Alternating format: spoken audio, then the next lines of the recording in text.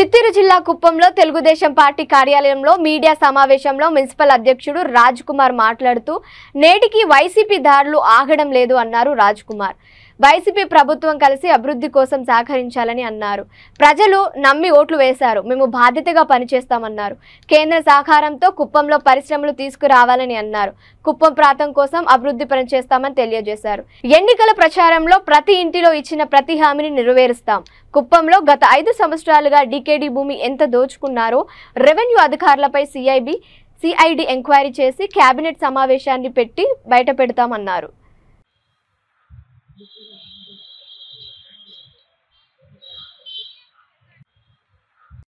దొంగ ఓట్లతో చంద్రబాబు నాయుడు గెలుస్తా ఉన్నాడు. 25,000 ఓట్లు ఈ సంవత్సరం పైకేసామన్నారు. అవునా కదా? ప్రెస్ మీట్ ఇచ్చారు కదా. ఎక్కడో హైదరాబాద్లో ఉన్న అమ్ముడు వచ్చి దొంగ ఓట్లు చంద్రబాబు నాయుడు గెలుస్తా ఉన్నాడు. ఒకవేళ దొంగ ఓట్లు చేస్తే చంద్రబాబు మెజారిటీ 75,000. అవునా అవునా కదా? ఇప్పుడు ఎట్లా తెచ్చారు చంద్రబాబు 50,000తో? అది కలిపితే 75,000. అంటే ఆ రోజు మీరు మోసం చేశారు. ప్రజలకు తప్పుడు సమాధానాలు చెప్పారు, తప్పు చెప్పారు. మీరు దొంగ ఓట్లు తెలుస్తాను. దొంగ ఓట్లు మీరే పెట్టుకో, పెరికేస్తాం. ఇంకా గెలవడు, మేము గెలుస్తా ఉన్నాం కదా, పెరికేస్తాం. ఓకే, నమ్మకం లే. కానీ 50,000 అంటే ఇప్పుడు మళ్ళీ ఒక 50 దొంగ ఉంటాయా? ఎట్లా అంటే చంద్రబాబు నాయుడు నాతోటి సహచర నాయకులందరూ కూడా వేదిక మీద ఉన్నారు. ఆంధ్రప్రదేశ్ దేశ చరిత్రలోనే నా భూతో నా భవిష్యత్తు అన్న రీతిలో ఈరోజు ఆంధ్రప్రదేశ్ ఓటర్లు నారా చంద్రబాబు నాయుడుకు, తెలుగుదేశం పార్టీకి, అదేవిధంగా జనసేన బీజేపీలకు పట్టం కట్టారు. ఓటర్ల శాతం ఎప్పుడూ లేని విధంగా ఓటర్లు కూడా దాదాపు 60% ఓటర్లు తెలుగుదేశం పార్టీ ఎన్డీఏ కూటమికి ఇచ్చారనే విషయం అందరికీ కూడా తెలిసిందే. ప్రత్యేకించి కుప్పం నియోజకవర్గానికి సంబంధించి మేము అనుకున్న మెజారిటీ ఇంకా కూడా 15,000 రావాల్సి ఉంది. కానీ ఒకటి మాత్రం చెప్పగలుగుతున్నాం,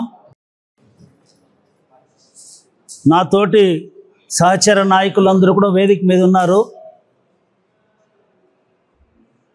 ఆంధ్రప్రదేశ్ దేశ చరిత్రలోనే నా భూతో నా భవిష్యత్తు అన్న రీతిలో ఈరోజు ఆంధ్రప్రదేశ్ ఓటర్లు నారా చంద్రబాబు నాయుడుకు, తెలుగుదేశం పార్టీకి, అదేవిధంగా జనసేన బీజేపీలకు పట్టం కట్టారు.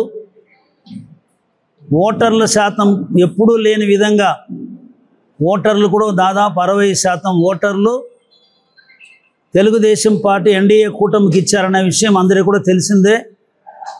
ప్రత్యేకించి కుప్పం నియోజకవర్గానికి సంబంధించి మేము అనుకున్న 18,000 ఓట్లు ఎక్కువ వేసి 48,000 ఓట్లు.